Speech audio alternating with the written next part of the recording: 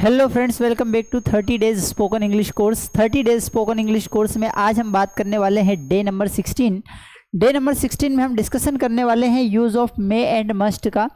जब भी हमने लैंग्वेज पढ़ी है तो लैंग्वेज में हम may, must, can, could, should, would का सामान्यतः यूज़ देखते हैं। इन्हें मोडाल्स कहते हैं और आज इन्हीं मोडाल्स के अंतर्गत हम बात करने वाले हैं मे एंड मस्ट के बारे में। चलिए समझते हैं मे एंड मस्ट का यूज़ किस तरीके से किया जाता है। सबसे पहले हम लिखते हैं MAY में। फ्रेंड्स, जो मे होता है ये सामान्यतः जो स्टेटमेंट होता है ये बताता है किसी भी चीज़ की पॉसिबिलिटी को हिंदी में अगर हम बताना चाहें तो हम कह सकते हैं कि जब हमें किसी चीज़ की संभावना बताना हो कि शायद कोई काम हो सकता है तो उस हेतु या उसके लिए हम मे का यूज़ करते हैं। जब भी हमें किसी चीज़ की संभावना बताना हो तो क्या यूज़ करते हैं? मे का यूज़ करते हैं।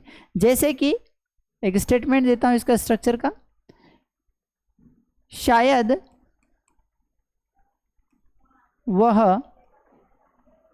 आ सकता है। शायद वह आ सकता है, शायद आज बारिश हो सकती है, आज शायद सर पढ़ा सकते हैं, शायद ही वह आए या शायद वह कोई काम कर सकता है। तो ये जो शायद कोई व्यक्ति कोई काम कर सकता है, इस तरीके के जो स्टेटमेंट होते हैं उन्हें बताने के लिए हम मे का यूज़ करते हैं। स्ट्रक्चर पॉइंट ऑफ व्यू से बात करें तो सबसे बहुत बड़ा ही इजी सा स्ट्रक्चर है। सबसे पहले हमें यूज़ करना होता है सब्जेक्ट, फिर हमें यूज़ करना होता है मे प्लस वर्ब का फर्स्ट फॉर्म प्लस ऑब्जेक्ट। अब बात यह आती है कि सब्जेक्ट क्या, तो हम बचपन से पढ़ते आए सब्जेक्ट को कि आई मतलब मैं कर सकता हूँ, वी मीन्स हम, यू मीन्स आप, दे मीन्स वे, ही मीन्स वह, शी मीन्स वह और इट मीन्स होता है यह। कोई व्यक्ति कोई काम कर सकता है। कौन कर सकता है भैया? मैं कर सकता हूँ, आप कर सकते हैं, वह कर सकते हैं। संभावना जब भी बताना हो शायद के रूप में। इसके पहले भी हमने कैन पढ़ा था, कैन में भी हमने यही बात बताई थी कि कोई व्यक्ति कोई काम कर सकता है, लेकिन कैन का यूज़ हम किसी भी व्यक्ति की कैपेसिटी, एबिलिटी, ताकत, योग्यता, क्षमता बताने के लिए करते हैं। जबकि मे में भी सकता है आता है, लेकिन मे का यूज़ हम संभावना बताने के लिए करते हैं। फ्रेंड्स, सकता है दोनों में आता है। आपको हिंदी में नहीं जाना है कि किसी के लास्ट में सकता है, सकती है आ जाए तो कैन या मे का यूज़ करना है। मोडाल्स मतलब इसके साथ सेंस से चलेगा बराबर, पैरेलल रूप से। तो हम जो यहाँ पर बात करते हैं, यहाँ पर हम बात करते हैं कि जब हमें संभावना बताना हो कोई काम के होने की, पॉसिबिलिटी बताना हो, तो ऐसी स्थिति में हम मे का यूज़ करते हैं। जैसे हमने कहा कि शायद वह आ सकता है, तो सब्जेक्ट कौन हो गया? वह को बोलते हैं हम ही। तो क्या हो गया? ही के बाद हमें यूज़ करना है मे। शायद वह, ही में आना वर्ब तो कम हो जाएगा, तो ही में कम का मतलब होता है कि शायद वह आ सकता है। इसी को अगर हम आगे कहें तो सर शायद पढ़ा सकते हैं। अब आज तो बिजी लग रहे हैं सर, लेकिन हो सकता है संभावना है कि पढ़ा दे। तो संभावना सर शायद पढ़ा सकते हैं, तो सर में टीच। सर में टीच मतलब शायद सर पढ़ा सकते हैं। इस तरीके से शायद कोई भी काम हो सकता है तो वहाँ पर हम मे का यूज़ करेंगे। कैसे? जैसे कि वह खाना खा सकता है तो ही में, शायद वह खाना खा सकता है तो ही में ईट फूड, है ना। पापा मुझे डांट सकते हैं तो फादर में स्कोल्ड मी। क्योंकि जब भी हम संभावना के पॉइंट ऑफ व्यू से बात करेंगे, पॉसिबिलिटीज़ के पॉइंट ऑफ व्यू से बात करेंगे, ज़रूरी नहीं कि हर एक सेंटेंस में शायद ही आए, लेकिन जब बोल रहे होंगे तो हमें पता होगा कि हम ताकत के पॉइंट ऑफ व्यू से बात कर रहे हैं या संभावना के पॉइंट ऑफ व्यू से बात कर रहे हैं। तो जब हम संभावना के पॉइंट ऑफ व्यू से बात करेंगे, जब हम पॉसिबिलिटीज़ को रिप्रेजेंट करेंगे, तो ऐसी स्थिति में फ्रेंड्स हमें मे का यूज़ करना है। किसका यूज़ करना है? मे को। जब भी संभावना बताना हो तो किसका यूज़ करेंगे? मे का यूज़ करेंगे। सबसे पहले सब्जेक्ट मतलब जिसके बारे में हम बात कर रहे हैं, फिर हमें यूज़ करेंगे मे का, फिर यूज़ करेंगे वर्ब का फर्स्ट फॉर्म। सब्जेक्ट के ग्रुप में हमने कॉमन से कुछ लिखे हैं कि भाई मैं कर सकता हूँ तो आई में, हम कर सकते हैं तो वी में, आप शायद कर सकते हैं तो यू में, और उसके बाद मे का यूज़ किया जाएगा वर्ब का फर्स्ट फॉर्म प्लस ऑब्जेक्ट। ये मे का पहला यूज़, जहाँ पर हम बताते हैं संभावना। दूसरा, अगर मे का यूज़ बात करें तो हम परमिशन लेते हैं। मे आई कम इन, सर बचपन से पढ़ते आए हैं। तो जब भी हमें फॉर्मल परमिशन लेना हो, सर ये फॉर्मल इनफॉर्मल क्या होता है? फॉर्मल मतलब होता है ऑफिशियल परमिशन। जब भी हमें किसी ऑफिस में परमिशन लेना हो, ऑफिशियल परमिशन लेना हो, तो ऐसी परमिशंस को हम फॉर्मल परमिशन कहते हैं। फॉर्मल परमिशंस के लिए हमेशा मे से स्टार्ट करते हैं। जिस तरीके से हम प्रिंसिपल सर के ऑफिस में जाते हैं, प्रिंसिपल मैम के ऑफिस में जाते हैं और वहाँ पर हम कहते हैं कि मे आई कम इन मैम। हम क्लास में आने से पहले कहते हैं मे आई कम इन सर या मे आई कम इन मैम। तो वहाँ पर अर्थ होता है कि हम क्या ले रहे हैं, परमिशन ले रहे हैं। तो जब भी ऑफिशियल परमिशन लेने की बात होती है तो वहाँ पर भी हम मे का यूज़ करते हैं इंटेरोगेटिव सेंटेंस का।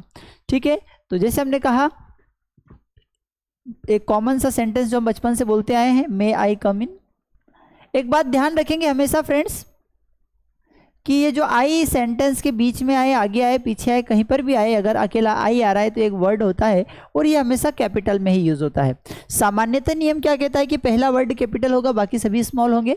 लेकिन ध्यान रखना है कि आई अगर सेंटेंस के आगे, पीछे, बीच में कहीं पर भी आए तो वहां पर हम किसका यूज करेंगे, कैपिटल का ही यूज करेंगे। क्या मैं आ सकता हूँ, मे आई कम इन। ये एक्चुअल में इसका अर्थ की बात अगर हम करें तो ये होगा कि क्या मैं अंदर आ सकता हूँ, क्या मैं अंदर आ सकता हूं, तो मे आई कम इन। ठीक है, इसको हम लिख सकते हैं, किस काम में आएगा ये हो गया परमिशन के लिए। परमिशन जब भी लेना हो तो हम इसका यूज kरेंगे, मे आई कम इन, क्या मैं अंदर आ सकता हूं। ठीक इसी तरीके से क्या हम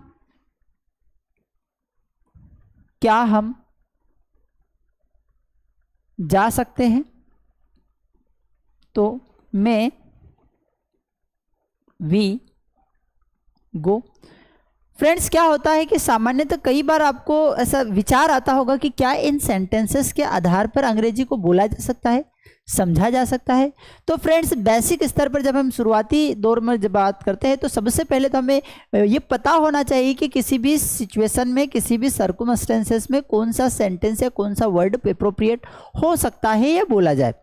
लैंग्वेज सीखने के फ्रेंड्स दो तरीके होते हैं, या तो हम उस इन्वायरमेंट में चले जाए, उस माहौल में चले जाए, उस वातावरण में चले जाए जहाँ पर हर कोई अंग्रेजी बोल रहा हो। तो ऐसी स्थिति में सुन करके अंग्रेजी बोला जा सकता है और डेफिनेटली प्रॉपरली और कॉन्फिडेंटली स्पीक किया जा सकता है, ये बोला जा सकता है। लेकिन चूंकि क्या होता है कि अगर आप ऐसे वातावरण में रहते हैं जहाँ पर हिंदी बोली पढ़ी नहीं जा रही है, जहाँ पर अंग्रेजी नहीं बोली जा रही है, तो ऐसी स्थिति में फिर आपको उस स्पेसिफिक लैंग्वेज को बोलना थोड़ा सा मुश्किल रहेगा। क्यों? क्योंकि जो हम माहौल में जा करके बोलने की बात करते हैं तो सबसे पहली प्रायोरिटी जो होती है वो होती है माहौल। अगर आपको अंग्रेजी का माहौल नहीं मिल रहा है तो फिर आपके लिए बोल पाना मुश्किल होगा, और अगर बोला जा सकता है तो उसके लिए एकमात्र यही तरीका होगा, ट्रांसलेशन मेथड के माध्यम से बोला जा सकता है। क्योंकि अगर आप डायरेक्टली ये सोच रहे हैं कि बिना सीखे मैं डायरेक्ट अंग्रेजी बोलूं और कॉन्फिडेंटली और सही तरीके से बोल पाऊं, तो ये थोड़ा सा संभव नहीं हो पाता है। क्यों? क्योंकि आपने एक तो अंग्रेजी सुनी नहीं है, और जब तक आप सुनोगे नहीं तब तक आपके लिए प्रॉपर बोल पाना थोड़ा सा मुश्किल रहेगा। तो दो तरीके होते हैं, या तो माहौल में चला जाए, मतलब लिसनिंग करके स्पीकिंग किया जाए, और दूसरा जो तरीका होता है कि इस तरीके से ग्रामर ट्रांसलेशन मेथड के माध्यम से बोला जाए। भारत के पॉइंट ऑफ व्यू से बात करें, ऐसे स्टूडेंट्स जो हिंदी मीडियम से रहे हैं या जिनका बैकग्राउंड इंग्लिश मीडियम नहीं रहा है, इन्वायरमेंट प्रॉपर इंग्लिश नहीं मिला है, तो उनके लिए ट्रांसलेशन मेथड काम करती है इनिशियल लेवल पर। क्योंकि आपको जब बताते आ गया कि भैया परमिशन के लिए हम मे का यूज़ करते हैं और पॉसिबिलिटीज़ के लिए मे का यूज़ करते हैं, तो जब भी इन फ्यूचर परमिशन या पॉसिबिलिटीज़ की बात होती है तो वहाँ पर फिर आप इस मे का यूज़ कर सकते हैं। इन द सेम वे सारे स्ट्रक्चर्स का यूज़ किया जा सकता है। तो अगर आपको कुछ नहीं आता है तो सबसे पहले ये सारे बेसिक कॉन्सेप्ट्स को पढ़िए। ये हमारा 30 डेज़ की जो क्लास चल रही है इसमें लगभग सारी चीज़ें हम कवर अप कराएंगे। तो रेगुलर बने रहे और सीखते रहे, समझते रहे, सारी चीज़ें आपके लिए अच्छी होगी, बेहतर होगी। पहला यूज़ हमने पढ़ा मे का, वो संभावना बताने के लिए, पॉसिबिलिटीज़ बताने के लिए। दूसरा मे का यूज़ जो हमने पढ़ा वो परमिशन लेने के लिए। मे का एक और यूज़ होता है, उसे हम कहते हैं ब्लेसिंग्स के लिए, विश के लिए। ठीक है, जब भी हमें किसी को ब्लेसिंग्स देना हो, विश करना हो, तो ऐसी स्थिति में भी हम मे का यूज़ करते हैं। इसको हिंदी अगर समझना चाहे तो हम कहते हैं कि जब भी हमें किसी को आशीर्वाद देना हो, अब आप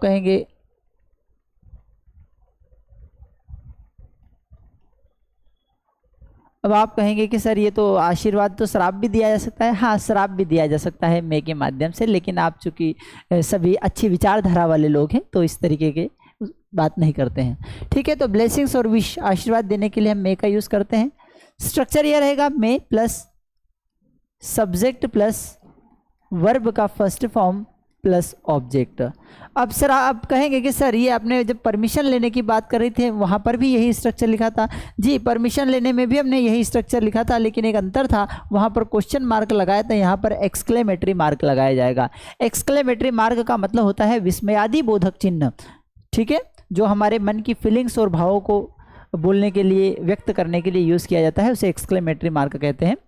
यहाँ पर हम बात करेंगे किसी भी सेंटेंस में जब हम आशीर्वाद, हमने बोला कि भगवान आपको आशीर्वाद दे, भगवान आपको आशीर्वाद दे, ईश्वर आपको आशीर्वाद दे,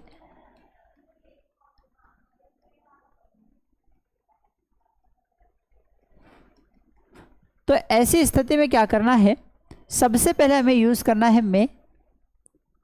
अब काम करने वाला कौन है इस स्टेटमेंट में? इस स्टेटमेंट में काम करने वाले हैं ईश्वर, इस स्टेटमेंट में काम करने वाले हैं गॉड। तो यहाँ पर हम यूज करेंगे मे गॉड, और क्या काम करे? आशीर्वाद देने का काम करे, तो ब्लेस यू, ऐसी हमारी कामना है। ठीक है, आप दीर्घायुष्य को प्राप्त करें, मतलब आपकी जो उम्र है वो लंबी हो, आप ज़्यादा दिन तक जिए, अच्छा जिए। तो इसी स्थिति में हम कहेंगे, जिसे हमने आप दीर्घायु हो, तो यहाँ पर हम यूज़ कर सकते हैं कि मैं, अब आप से यहाँ पर सब्जेक्ट आप है, तो मैं यू, दीर्घायु होने का मतलब होता है लंबा उम्र जीना, लंबी उम्र जीना, तो लिव लॉन्ग, तो होगा मे यू लिव लॉन्ग, मतलब आप दीर्घायुष्य को प्राप्त करें, आपकी जो है उम्र लंबी हो, ज़्यादा जिए आप। तो इस तरीके से हम बात करते हैं। तो मे का फ्रेंड्स हमने जो पहला यूज़ पढ़ा वो हमने बताया कि मे का पहला यूज़ जो होता है वो क्या बताने के लिए किया जाता है, वो पॉसिबिलिटीज़ या संभावना बताने के लिए यूज़ किया जाता है। दूसरा परमिशन के लिए यूज़ किया जाता है, और तीसरा जो होता है वो ब्लेसिंग्स या आशीर्वाद के लिए यूज़ किया जाता है। May you live long, may God bless you, may you succeed in your exam, आप अपनी एग्जाम में सफलता प्राप्त करें। तो इस तरीके से ये मे का तीसरा यूज़ है। तो इस तरीके से मे के 3 कॉमन यूज़ हैं, इसके अलावा अलग अलग तरीके से उसको यूज़ किया जा सकता है, लेकिन जो एग्जैक्ट और यूजेस हैं वो यही है। तो यही है कि भाई हमने मे का मतलब होता है कि शायद कोई काम कर सकता है, ये संभावना बताने के लिए किया जा रहा है। ठीक है, पोलाइट परमिशन भी लेते हैं कि क्या मैं अंदर आ सकता हूँ, तो ये उसी तरीके उसके ब्लेसिंग्स वाली बात हमने कर ली थी, आशीर्वाद देने के लिए। अब ये कुछ स्टेटमेंट है, वह एक किताब पढ़ सकता है, ये संभावना बता रहे हैं। ठीक है, अगर संभावना की पॉइंट ऑफ व्यू से बात कर रहे हैं तो मे का यूज़ करेंगे, अगर कैपेसिटी या क्षमता की पॉइंट ऑफ व्यू से बात करें तो हम कैन का यूज़ करेंगे। तो वह एक किताब पढ़ सकता है, तो हम यूज़ करेंगे कि ही में रीड अ बुक, वह एक किताब पढ़ सकता है। अब ही कैन रीड बुक भी आएगा, लेकिन सर तो फिर हम इसको डिफ्रेंशिएट कैसे करेंगे? फ्रेंड्स, आपको लैंग्वेज को ट्रांसलेट नहीं करना है, आपको अंग्रेजी को बोलना है, और जब आप बोल रहे होंगे तो आपको पता होगा कि आपका उद्देश्य क्या है, आपके भाव क्या है। आप अगर कैपेसिटी के पॉइंट ऑफ व्यू से बात कर रहे हैं तो आपको कैन का यूज़ करना है, अगर आप संभावना के पॉइंट ऑफ व्यू से बात कर रहे हैं तो आपको मे का यूज़ करना है। हम एक फिल्म देख सकते हैं, तो वी में वॉच अ मूवी। तो इस तरीके से अलग अलग चीज़ों में इसका यूज़ किया जा सकता है। तो यही है फ्रेंड्स। आगे होता है मस्ट, एक होता है शायद कर सकता है, और मस्ट इसका अपोजिट मतलब जरूर या डेफिनेटली। जब हमें कहना हो कि कोई व्यक्ति कोई काम जरूर कर सकता है, या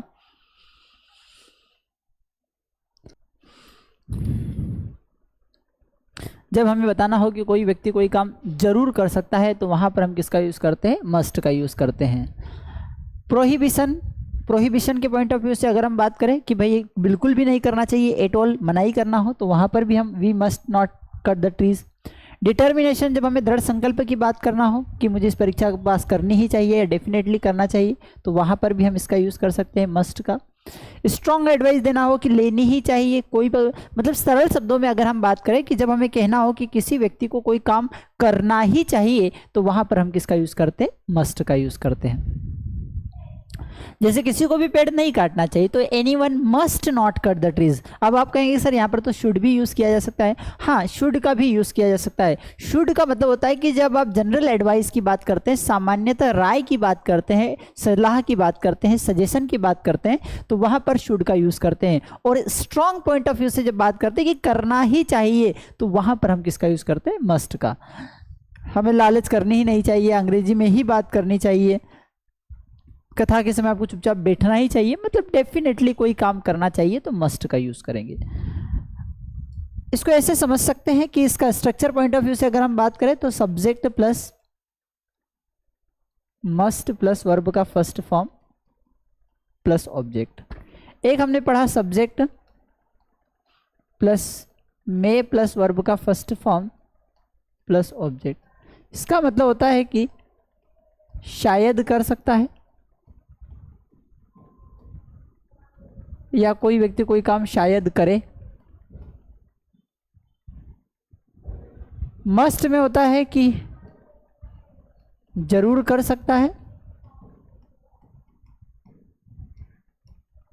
या जरूर करे या करना चाहिए। तो इस तरीके से मे और मस्ट में एक मेजर डिफरेंस होता है। ये जो हमने इसके पहले और पढ़ा था कैन,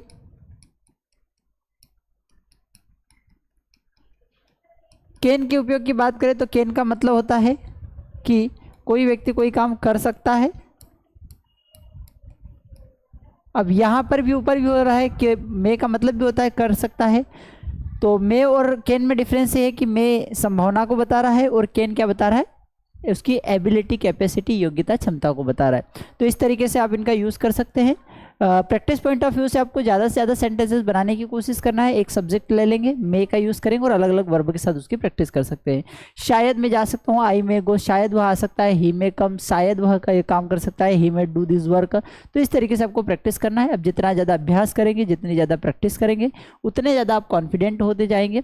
आपको प्रैक्टिस कितनी करना चाहिए, तो इतने सेंटेंसेस आपको बना लेना है कि जब अगली बार हिंदी में कोई बोले तो ऑटोमेटिक आपकी इंग्लिश निकले, या आप हिंदी में बोलने की कोशिश करें लेकिन इंग्लिश निकले। इतने प्रैक्टिस के आपको, इतने सेंटेंसेस की आपको प्रैक्टिस करना है। अगर आप इतना कर सकते हैं तो definitely you can do that, you can speak English and definitely you will speak English if you do this. ठीक है, तो I hope you enjoyed the session. ठीक ठाक लगा होगा, अगर ठीक ठाक लगा है तो लाइक शेयर सब्सक्राइब जरूर कर लीजिएगा। और जो भी सेंटेंसेस की प्रैक्टिस है अलग अलग इनकी, आप कमेंट बॉक्स में लिखते रहिएगा, है ना, ताकि सभी को थोड़ा सा मोटिवेशन मिलता रहे। Thank you.